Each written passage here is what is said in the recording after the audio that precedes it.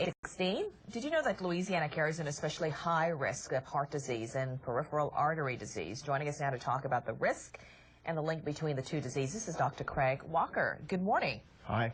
So tell me, who's at risk when we're talking heart disease? What do you see locally?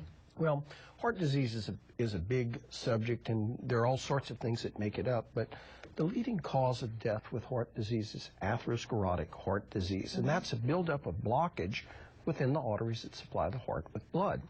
This same buildup of blockage can occur, though, in other vessels. It can occur in the vessels that go to our brain, which causes strokes. It can occur in the vessels that go to our legs, and that's what causes amputation in many patients.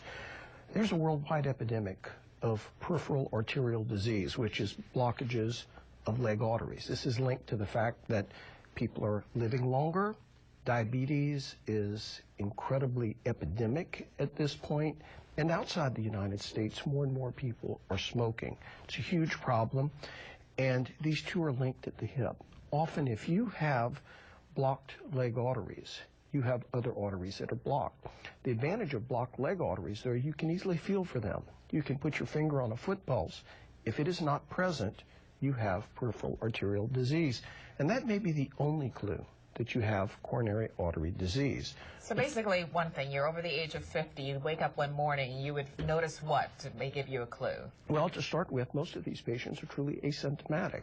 However, if you have symptoms, your legs cramp when you walk, and in the most advanced forms, you actually have gangrenous changes. But still, the vast majority of patients with peripheral arterial disease either have no symptoms, or they ascribe their symptoms to things such as arthritis or getting older, and so they simply ignore them. This is particularly a problem amongst minorities, and one of the reasons we have such disproportionate rates of amputation.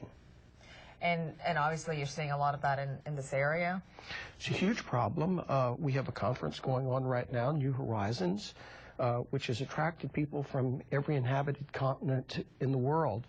And it is all about really addressing this issue of peripheral arterial disease. We once had only bypass surgery as a treatment for this, but that is no longer the case.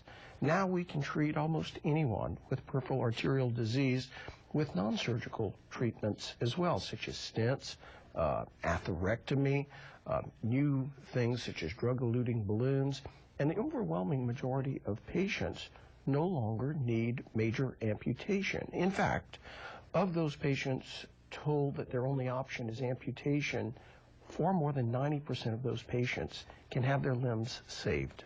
And why is it so important for you to get this message out based on what you're seeing? What is it that's got you motivated to get this out? Yeah, well, because still across America, the first recommendation given to most people presenting with critical limb ischemia is to have a major amputation, not a revascularization procedure. I think simply this is bad medicine. It's bad medicine for three reasons. Number one, it's much more expensive than limb salvage. So in a time where saving costs in medical care is very important, we certainly should not be doing this.